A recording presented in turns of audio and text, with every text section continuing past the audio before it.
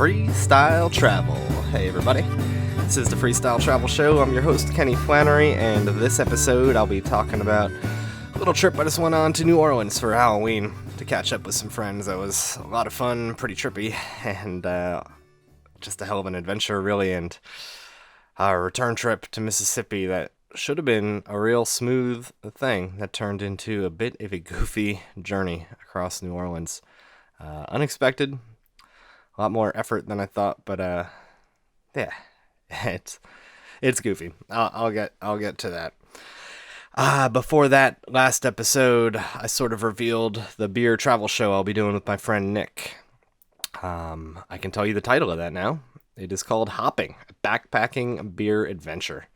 And today I'm recording this Saturday night on Wednesday, which will be November 6th. I'm going to be giving out some more information about the crowdfunding venture we're going to do to raise money for the camera and the microphones. So we're going to be doing this on pretty tight budget, not going crazy, but we're getting enough that the quality is, pro level, essentially. So I'll be posting that November 6th. There's going to be a video and some more information about the show and what we're doing and how you can get involved. We're going to have a bunch of cool rewards and stuff like that. But I will do an episode in the days just after posting that. But if you want to be there right when we post it and see what's up, you can check out, Hobo Lifestyle on Facebook if you're already on there. I'll post there. But I also set up Facebook for the show. You can just search for Hopping, the Backpacking Beer Adventure. Hopping Backpack Beer will probably get you there. So stay tuned for that. It's going to be pretty cool. I finished editing the video for that today, so I'm excited to get that up. And that's what I'll be spending the next few days, is just fine-tuning that. That'll be good to go. Be excited. I'm excited. It's going to be awesome. So let me tell you about New Orleans, because it's worth an episode. So here we go.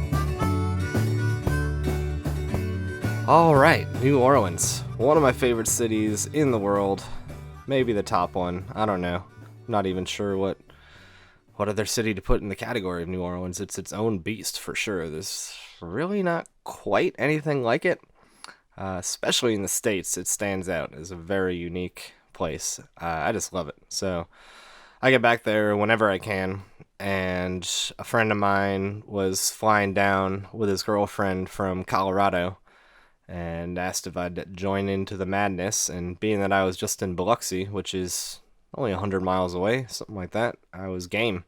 He had a couple friends coming from New York too, so mentioned that someone might have an Airbnb, and also my friend who lives there, I figured I'd catch up with her and her husband and maybe another friend. I basically plenty of excuses to go over there, so I'm like, all right, let's do it. So as far as a costume, I figured I needed that, and really just been my head's been elsewhere lately, so I didn't really have anything creative for a costume lined up or thought of, and I was just talking about it with my friend here, and she mentioned she had a koala onesie that was meant for her daughter-in-law, preteen daughter-in-law in Puerto Rico, and something messed up with the shipping or whatever. There's two or something like that. But anyway, she had this kind of undersized but good enough koala onesie, so I'm like, all right, sweet. So stuffed that in my backpack, and the morning I was going to go, basically the day before Halloween, it was just raining and I missed a ride. I was going to hitchhike over there, and I was just waiting for a break in the rain, and it really didn't look like it was going to come, so I decided just to take the bus over there. And I even got a bus ticket to come back from New Orleans, because I'm not a huge fan of hitchhiking out of that particular city. And Flixbus, similar to Megabus, is super cheap buses, so it was like a $5 bus, which in some places is just public transit money. I'm like, all right, I'll take. So I booked the $5 bus to get back, and that bus was for November 1st at like 7 a.m. So basically my strategy was night number one, I'd probably be able to get snuck into one of these Airbnbs going on. And night number 2, Halloween night, I figured I would just stay up all night through until 7 in the morning and catch this bus. So that was the plan. So didn't hitchhike there, just hopped the late afternoon, early evening bus. Still kind of raining. Luckily, when I rolled into New Orleans like an hour and a half later, the rain kind of subsided, and took a little while to catch up with my friends there. At first, they were down on Magazine Street, and I hit up a bar real quick, grabbed a snack, and I was going to meet them over there, but by the time I started getting closer, they'd moved elsewhere. Thought I was going to meet them at the Bywater, so I walked across the city some 45 minutes or whatever it was, and by the time I got there, I found out that they went somewhere else, and they were going to go to the French Quarter later, so I went to French Quarter, another bar, still having fun, and finally I met up with these guys, the 4 of them, and yeah, then the fun really began. So started drinking with them, almost went to a burlesque show. That didn't happen. Instead, we went to my buddy's gig. Little bit of drama there with him and his girlfriend went down, but I just went with the other 2 guys, the guys from New York. Really cool guys, actually. Got along really well with them, and we walked across town to go to this bar where another friend might be, but she had already left, but found some more fun, and it wasn't too crazy of a night altogether. Eventually, we got some fried chicken and made our way back to their Airbnb, and later our friend came back over, and he had his accordion and all his stuff, and I don't know exactly what happened with him, but he couldn't really stay at the Airbnb where he was at with his lady friend. So he spent the night there with us and probably got like 4 or 5 hours of sleep, 3-4 hours of sleep, something like that. Got up the next morning because we all had to be out at a certain time, and my one buddy went back to his girlfriend's to I guess figure out that situation, and you know how drunken nights go. I guess just kind of see what's what. And I rolled with those other guys out into town. Got a Bloody Mary to start the day off, and it just turned into a hell of a day, really. It was pretty cool. Like, got to meet up with my other friends eventually. Went to the brewery, NOLA Brewery. That's where I met up with my other friend. If you've been listening to this podcast, you know I drove a friend's car from San Diego to New Orleans. That was her car. So I went to her and her husband's place, and they were passing out candy for trick-or-treaters. I finally put on my koala costume. It was a good thing I had it, too, because it was basically my warm layer. It dipped into the 40s by night. 40s in Fahrenheit. So pretty cold, just above freezing. A little bit more than above freezing. And, yeah, so it was pretty warm. Had a little hood on it and whatnot. I was feeling pretty comfy. And yeah, just rolled around like that. We ended up going to some pub crawl, all of us, and that's where we dropped the acid, which really got things cruising. Some of us, anyway. And that I left my one friend and her husband, rolled with the other guys to yet another show, which was in the French Quarter. And that's when the acid really started peaking, and me and those New York guys, the 3 of us, we just wandered and weaved in and out of Bourbon Street, just witnessing all the madness as we were peaking, and things are just colorful and trippy and madness and all kinds of costumes and passing comments and different things. And the cool thing about Bourbon Street is, like, I don't know, you don't have to go into any bars on Bourbon Street. I mean, obviously, hundreds of people, if not thousands of people every night do. But for me, my strategy always, whether it's Halloween or not, is just kind of walk down it, just to, people watch, check things out. I'm always a fan of that, and on Halloween it's just nutso. But all you got to do is take a left, and all of a sudden it's super calm. Like, really just a block off of Bourbon Street is pretty mellow. A little bit more going on Halloween, but yeah, well, if you're overwhelmed at all, especially, tripping, like, just go and sit on a stoop. So that's what we did a couple times. Let me just take a sip of beer here. I'm drinking my homebrew, my coffee stout. It's ready. It's been in the bottles for just over 2 weeks, so freaking delicious. In fact, I'm gonna take another sip if you don't mind. Oh, that's good. All right. Yeah, this is the first time I've drank it since it's been properly carbonated. So good.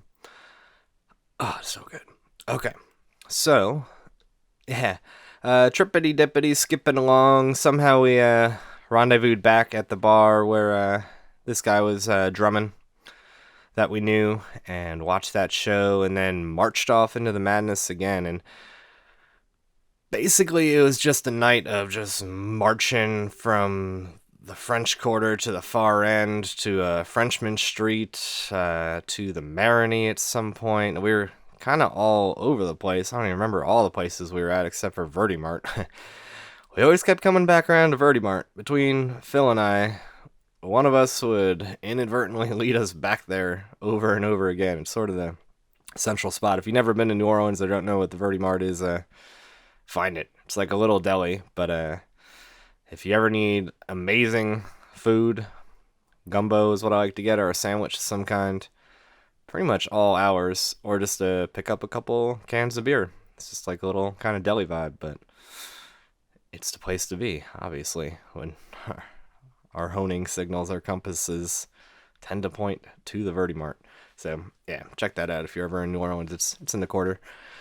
So after all this wandered around, eventually we met up with that drummer that I mentioned, and lingering on with him, and he went to go get some Coke, and we wound up in his car, and I don't even think it was Coke. I don't know what it was, but it wasn't legit. So he went to go find, I mean, it was something. It was something.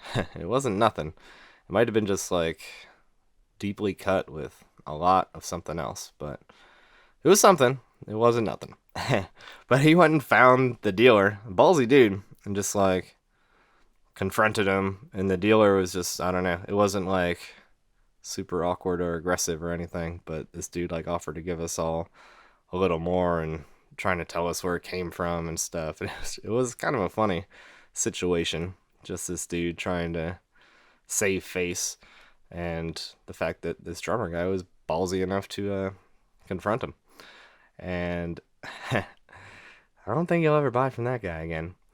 But yeah, hectic night. I mean, there was some little like THC pills we took at some point. It was just a little bit of everything, but like the perfect vibe altogether, especially for New Orleans, you know. And really clean acid and all that. And it's just fun to trip in a spiritual way sometimes, like out in nature, and then it's fun in big crowds. I like to do it a few times a year, anyways. Wouldn't want to do it if I had to interact with normal day-to-day stuff, unless it was like a little microdose or something. But very fun in this circumstance. So this guy knew of another bar we could go to, which was pretty empty, pretty big bar, kind of an interesting bar. I'm forgetting the name of it. Might have been Poor Boys. I think that might have been it, or something really similar. Kind of a big, spacious bar with not a lot of people in it, but it was kind of cool. And the outside had a half pipe and a big yard with like trailers in it. Like it almost looked like a lot of unfinished projects, like someone's house or something. Like, I don't know, it was a weird vibe, but cool. Like it seemed like it had a ton of potential, but a lot of kinetic energy that night. So we rolled around in there for quite a while. Eventually wanted to change scenery, and I'd been saying all along, I was like, my idea is to stay up, like I said earlier, until this 7:40 bus ride that I had in the morning. And I was like, there's no way I'm gonna go to sleep anywhere. Like, this is just what it is.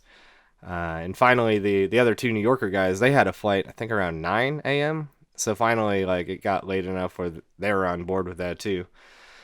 So that was kind of just the idea. I'm like, everyone do whatever you want to do, but this is what I'm gonna do. Stay up. And yeah, we went pretty long. Found another bar and met some people there. And then finally, my one friend from Colorado and his girlfriend, they did have an Airbnb for that night, and they tapped out around, I don't remember, 4 or 5, something like that. Somewhere where they could still get back there and catch some Z's before they had to get kicked out. So then me, the drummer, and the New York guys, we just kind of kept it going. Split up a little more acid. Kept kicking around. Just keeping it going. Went down by the water, checked out the waterfront, found some more beers here and there. Rolled by Verdi Mart again, of course.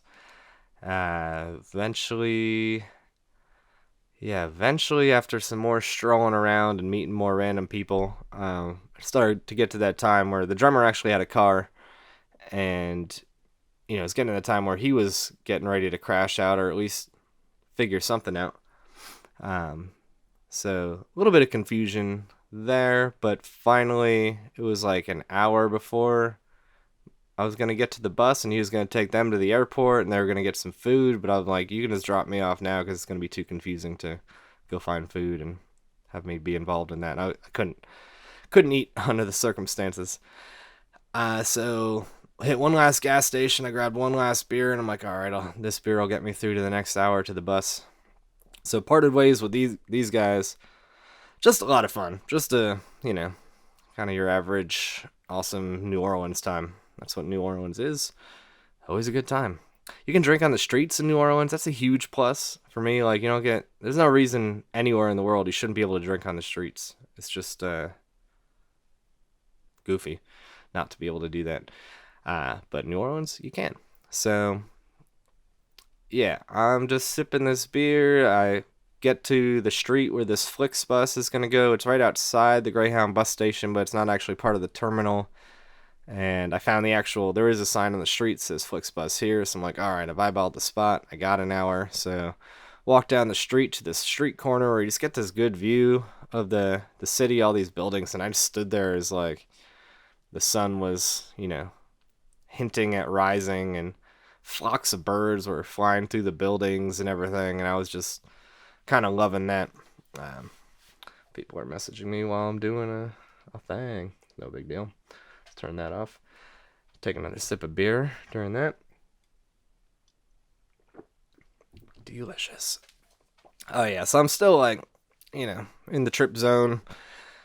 Nothing super heavy, but enough to just really be appreciating these flocks of birds and like sort of amazed that they're loving living in this city when obviously they got wings and could be anywhere, and even they want to be in New Orleans, big flocks of them going in and out. And like I said, the sun, I couldn't see the sun, but just before, everything's starting to get bright, and people are starting to come out. The city's starting to wake up. Those who had not been out all night, a lot of hard hats and people of that nature coming out. And I found a hotel to use the bathroom in, one last pee kinda, and then made my way back to that Flix stop on the side of the street about 20 minutes before the bus was supposed to be there. And then 7:40 rolled around, no bus, and I'm like, all right. 7:50, next thing I know, it's 8 o'clock, and at this point I'm starting to be like, I hope this is the right spot. No one else is there too, which is a little bit suspicious. Like, all right. I mean, usually with megabuses and Flix buses, sometimes it is like that. Like, there's not a lot of people on the bus, but I'm like, really? I'm the only one going to Biloxi on this morning? There's one bus a day. So finally a bus rolls up, and it's not branded Flix bus, but it stops, and after a minute, the door opens, and I see the driver has like a little Flix bus logo on her collar, and I'm like, oh, sweet. And, but they're going to Houston. She says they're going to Houston. And I'm like, oh, well, what's up with the Biloxi bus? And she knows nothing of the Biloxi bus. I'm like, is there someone you can call? She's like, you can get on the website and try to find it. Like, this is the problem with the Flix bus. Like, it's not like being at a Greyhound station where there's someone behind a counter and there's like kind of accountability and all that. It's just like, she literally knew less than I did about this Biloxi bus or any other bus. So I'm like, all right, this isn't helpful. So I'm scouring their website, and it actually took a little bit of doing to actually find a phone number. And I find this phone number, and now it's like 8:10, 8:20. We're talking 30, 40 minutes late. Get the phone number, and I'm on hold for ages, blah, blah, blah. Finally get in touch with a person, and after a lot of talking and being put on hold, dude comes back and he's like, yeah, that bus got canceled, so I can either refund your money or put you on another bus. But the problem with being put on another bus is like, there's only one a day. So I'm like, all right, shit, I guess just refund me. So this is the moment where I realize I'm gonna have to hitchhike back to Biloxi. The only issue with this Well, I guess several. One is that I was so ready to be on that bus, like just to be in the zone, sitting there, just riding, comfortable, knowing that this bus was going to drop off only a 20-minute walk from where I knew I could fall down at my buddy's house in Biloxi and just crash. Because I've had, like I said, 4 hours of sleep and whatever it was, 48 hours or something. Trippy dippy, booze, and everything else, like tons of walking. I'm ready to crash, but instead, I'm basically on the far side of the city, the other side of Canal anyway, from the French Quarter, and I gotta start walking. So, yeah, New Orleans, the reason I don't like hitchhiking out of there so much is because all the highways are elevated, which means they're super narrow. So the shoulder of these highways, these raised highways through the city anyway, is barely wide enough to walk in. There's no way a car could stop on this highway without getting smashed into or, causing a major accident. They can't pull over at all until you get to the far east side of New Orleans. So I'm like, and I knew that. So right away, when it's clear that I'm not on this bus, I'm like, I have to do at least 2 hours of walking. So I just started walking. And luckily, I was still, on the trippy side of things. So I wasn't in a hurry. I mean, I wanted to be comfy and cruising and just be, done. But at the same time, didn't have to be back in Biloxi that quick. So I just went with it and walked. And the other thing about walking along I-10 in New Orleans is there's no real frontage road the whole way. So unless I wanted to be zigzagging out, like going north, going east, going north, going east, or whatever, it was kind of easier to walk under the highway. So in some cases I was walking through like swampish kind of areas. At other times I had to, climb through and walk along the train track that went alongside it and underneath and all this jazz for couple hours or so until I finally get to the highway and get to the highway where there's, I still had to walk in this tiny little shoulder, and then finally it like opens up a little bit where things can pull over, and for the first time in a couple hours I can actually stick my thumb out. And mind you, I'm still wearing a Puerto Rican girl's koala onesie at this point. It's cold. It's like 40 something degrees, so this is my warmth layer too, so I can't really take this thing off. So I'm just on the side of the road looking like a koala animal, zonked out. But I mean, this is what it is, this is what you gotta do. So I'm walking, and also, like I said, I'm not in a hurry. So usually, like, I would like turn around, face traffic, walk backwards, and stick my thumb out. But because I know I look ridiculous and it's early, I'm not rushed, and I have all day because I'm literally sunrise on the road, basically. I'm just walking forward with my thumb out, and sure enough, this guy in I guess it was like a tow truck kind of deal, he picks me up. He's not going far, still going within New Orleans, but at least it was something. He gives me a ride and, pitches me on Jesus in a little bit like people do. Another sip of beer. Yeah, telling me to look for signs, asking me if I believe and this and that, but really friendly, genuine kind of dude. He drops me off, and where he drops me off, it's not actually on the highway, it's along the highway, so I gotta walk until I find another hole in the fence, get back on the highway. And I got a second ride from, who is that guy? Oh, that was the longer ride, kind of.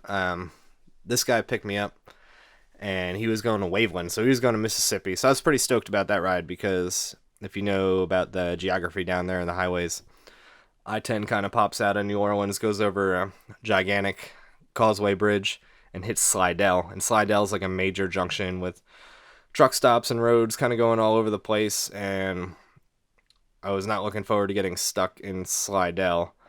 But luckily he was going up and past Slidell in the direction I was going a decent ways, just over the Mississippi border. So I was like, thanks for that. And mind you, neither of these two guys have made any comment about the fact that I'm wearing a small koala onesie at all. I guess they just didn't know how to bring it up or say anything. So I got one last ride from this guy who's going to Biloxi, drywall guy from Honduras, working over there, and you know, talked my ear off about how much he likes to work and has no hobbies and basically just works and sleeps, but goes all over the country. If he gets a phone call about a job in Denver, he just books it to Denver without stopping except for gas. And I don't know, pretty friendly dude, but kind of interesting that he doesn't do anything other than work. He just loves it so much and doesn't even have interest in getting a girlfriend or something. And to be fair, he says it's because he wouldn't have any time for her because he works so much. So it's one way to live. A little different than the way I'm doing things. But he dropped me off at I-10 and 110. So again, now the way Biloxi's set up is I-10 doesn't go right through Biloxi. You have to get on this other highway 110 to go down to it. And he wasn't going down that way, so I had to walk another probably 2 hours. I tried to text my friend to see if he was around. Usually he is, but I don't know, he didn't respond, so I'm like, all right, I've already walked so much today, and I'm kind of just in my own head, in the zone. It's not going to be a big deal, so walked over the big bridge there, down another 2 hours, finally got back, dekoala'd, and it instantly just went into the little shed studio where I've been doing some sewing lately, where I'm sitting right now with a microphone on the sewing machine, and I didn't even, usually when I stay here at my buddy's, there's like a loft in the house, and this was probably about 4:30 p.m. when I finally got back. And yeah, usually I would sleep on this like really comfortable bed up in the loft, but yeah, I knew if I slept up there, I would just be hearing the kids running around screaming, other people, other things going on, and I knew this was going to be one of the deepest sleeps I've had in months, I guess, if not longer. And it sure was. I literally, within getting back, I was on a sleeping pad on the ground in here, passed out within 2 minutes tops of just laying it out, and slept for 18 hours. I didn't wake up until like 10:30 this morning just to sleep all of that off, all the walking, all the drinking, everything else. Not a lot of food, I realized too. That fried chicken is about all I ate, so I guess I didn't eat all the next day. That happens sometimes. But yeah, just a hell of a good time. So it's nice to have been over there and come back here and be ready for the next thing. I freaking love New Orleans. I mean, it's one of those places where you can do that kind of night, where you can just be out on the streets that late, where there's bars open, where there's people to entertain you, and like, it's just a perfect environment for that. Like, Vegas, comes close, but what Vegas lacks is all the musicians, like the musicians doing stuff, the creative places, like that bar I mentioned looked like it was just like stage for all kinds of good stuff, like the kind of characters, there's different kinds of neighborhoods. You're not just like surrounded by a gambling culture. There's just a wider variety of people. There's people having fun, people down to earth, and something about New Orleans just feels kind of temporary to me. Maybe it's all these hurricanes. Maybe it's the fact that if you look at it on a map, it looks like, someone spilled the salt or something over the ocean, like it's just sort of decaying away around there. So sometimes I wonder if I live to be like 80, 90 years old, will I be talking to 20-year-olds and be like, yeah, I was in New Orleans when it still existed. You can look at pictures. I don't know. I think that might be a real possibility, so I'm enjoying it while I can, but who knows, maybe they work things out. I don't know exactly how, but I love the city. It's an important city, too, so I'm always glad to have a good time there. So that's it. That's my little story about tripping around in New Orleans and making my way back unexpectedly. Flixbus, man.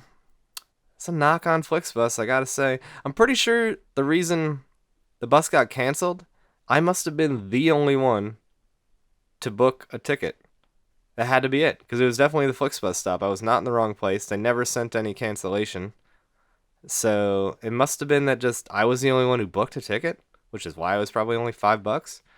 And because no one else booked it, they're like, not worth our time, not worth the gas, not worth the driver, which is true. Financially, it would have been a big hit for them. But what a dick move, man.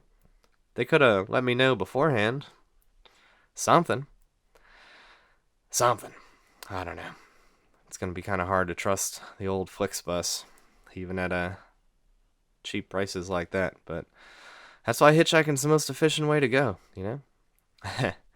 Can't really fail with hitchhiking, or you kind of know what you're getting into at least.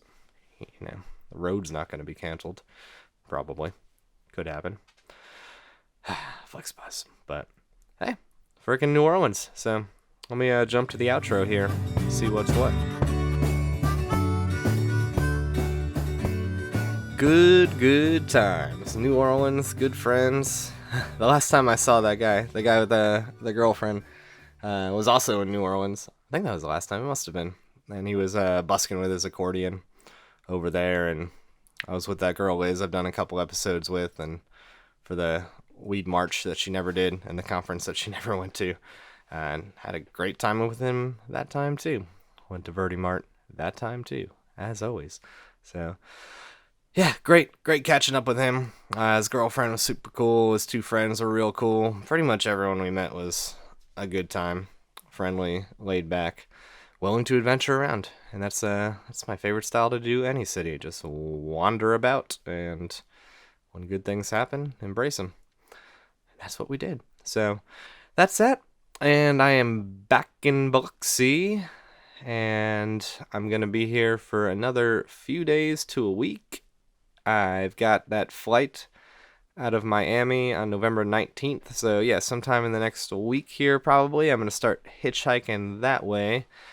I'm going to hit up a couple friends that I know live around along the way. Or at least I think they still live along the way, some of them. I'm going to see who's around. A couple people I really want to catch up with. Probably meet some new people along the way. And I'm going to spend the rest of my time here, probably... hopefully making some more bivy packs if I can, but also I gotta focus on that hopping show that I'm doing and launching that crowdfunding campaign. Like I said, November 6th, I'll be posting about that, and maybe do another episode right after I post it. Still here. If I'm not still here, then it'll probably come from Florida, but I'm sure I will, just to catch everyone up on additional details there. But yeah, it's going to be a busy next few days, just getting things organized with that. And yeah, like I said, trying to squeeze out a few more bivy packs so I can leave here with a bigger stock of those for people still ordering them. Don't want to run out. That would not be great. And there's a lot of beer to drink. Damn, there's like, I don't know how many bottles are still here. Good 80. Good 80. So I'll be chipping away at these beers. The other one, I put a bottle in the fridge, even though it's only been in the bottle for, I forget, 8 or 9 days, but I just want to see exactly how it's coming along, so I'll be drinking that right after this. Actually, let me take another sip of this coffee beer. Yes, delicious. So I'll be drinking up plenty of this coffee beer, that's for sure, even if the other one's not ready.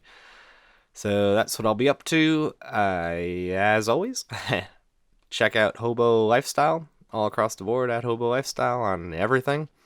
I also set up Twitter, Instagram, and Facebook, like I said, for the hopping show. And it's just Hopping Show on Instagram, at Hopping Show, and Twitter. I'll start filling that out with different pictures and stuff, especially leading up to the winter when we start filming. Assuming all goes well with the crowdfunding, and we do raise the money for the camera and the microphone, which I think I will. Everyone I've told about this show is super stoked for it, and we got some cool rewards on there. Again, that's all coming out November 6th, although those details, and I hope you guys check it out. Maybe even contribute to that, because there's going to be some cool stuff on there, and make that happen. But yeah, assuming that all happens, and I think it will. Yeah, this is December. That's all gonna get going, that show. So yeah, so excited for that. It just feels like a culmination of so much that I love that it can't be anything other than awesome. It's really coming together, and keep on polishing the idea for that. So can't talk enough about it, and I'll be talking even more about it here soon. So building up to that, getting excited for Puerto Rico too. a little trip to Florida in between. All kinds of good times ahead in the past, right now. It's the best way to live. Gotta have those good times. So that's that, everybody. Until the next episode, I will see you down the road. I need a new escape. With all my shit straight, I'll get my big break.